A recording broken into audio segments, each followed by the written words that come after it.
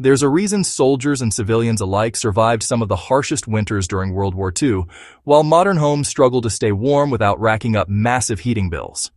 It wasn't fancy tech or expensive insulation, it was a combination of cunning design, clever materials, and old-school tricks that made heating nearly effortless. Today, most of us rely on boilers, electric heaters, and smart thermostats, thinking we're ahead. But back in the 1940s, survival depended on squeezing every bit of warmth from every corner, and the lessons are shockingly effective even now. The method I'm about to share isn't something you'll find in any IKEA catalog or modern home improvement blog. This is frontline wisdom, the kind that kept soldiers alive and families comfortable without drawing attention or draining resources. It's not just history, it's a blueprint for smarter, leaner, and surprisingly cozy heating in your own home. How World War II homes heated smarter. During the 1940s, coal and wood were the main fuels, and energy was a luxury. Yet, despite these limitations, homes could stay warmer than many of today's high-tech setups. The secret lay in understanding heat itself. People didn't just blow warm air into a room, they controlled where it went, how it lingered, and how it interacted with the house's natural materials. Think of it as a dance between architecture and physics. Heavy drapes weren't just decorative, they trapped heat. Brick walls absorbed warmth from stoves during the day and radiated it at night. Floors were often raised to allow air circulation, which spread heat evenly instead of letting it pool near the ceiling. This wasn't guesswork. Families learned through necessity. You couldn't call a repairman or crank up a thermostat. Every method had to be efficient, affordable, and practical. Windows were a particular focus.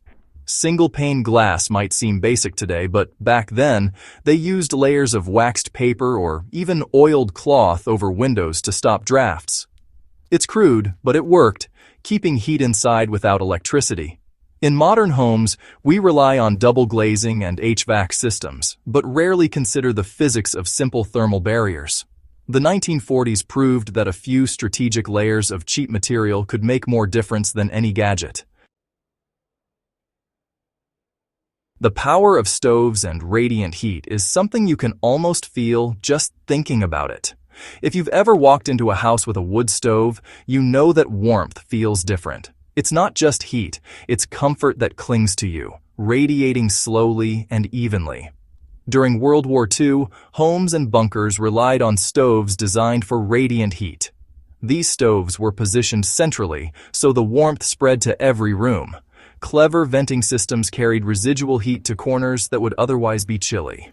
People learned to close doors and create microclimates, making a small amount of fuel stretch for hours, even in freezing conditions. Modern heating, well, it focuses on convection, pushing hot air into a room. But hot air rises and cool air sinks, leaving uneven temperatures and cold spots.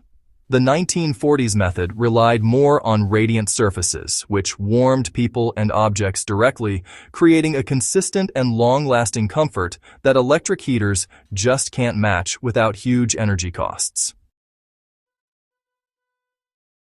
Reclaiming heat that's usually lost was, honestly, one of the most fascinating tricks of the era.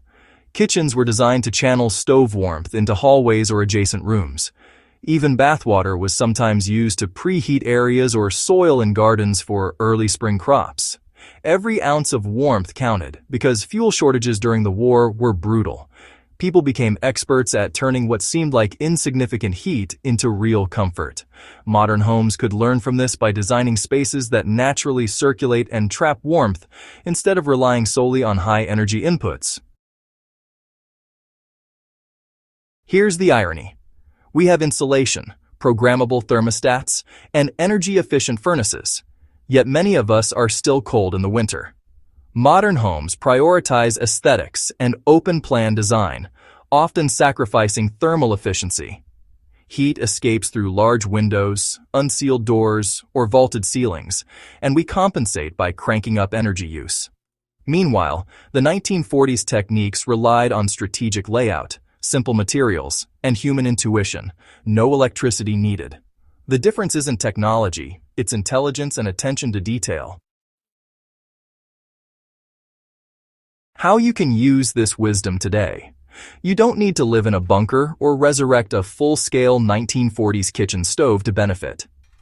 Start with understanding heat flow, heavy curtains over windows, sealing obvious drafts, and placing heaters or stoves in a way that radiates warmth evenly makes a huge difference.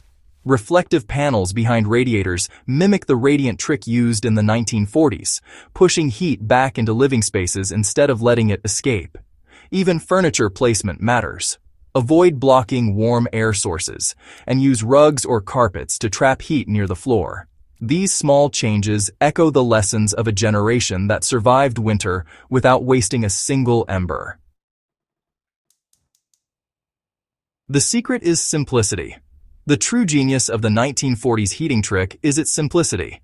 It wasn't flashy, expensive, or high-tech. It relied on observation, clever use of materials, and a willingness to experiment. Families and soldiers survived winters that would challenge even today's most advanced heating systems because they treated heat like a resource, not a utility. They understood that comfort comes from direction, radiation, and retention, not just raw power. If you take anything away from this, let it be this. Modern conveniences are impressive, but they can't beat decades of trial, error, and wartime ingenuity. You can live warmer, smarter, and more sustainably by applying lessons that have stood the test of time. So here's the challenge. Look at your home. Think like a World War II survivor. How could you redirect heat, trap it, and stretch it further? You'll be surprised at how much warmth is already there. You just need to know where to find it. If you enjoyed this deep dive into hidden historical wisdom that still beats modern prepping, hit that subscribe button. Share this with friends who love clever hacks, history, or just want to survive winter without draining their wallets. Remember, the past has the answers we often overlook, and wisdom from the front lines is here to uncover them for you.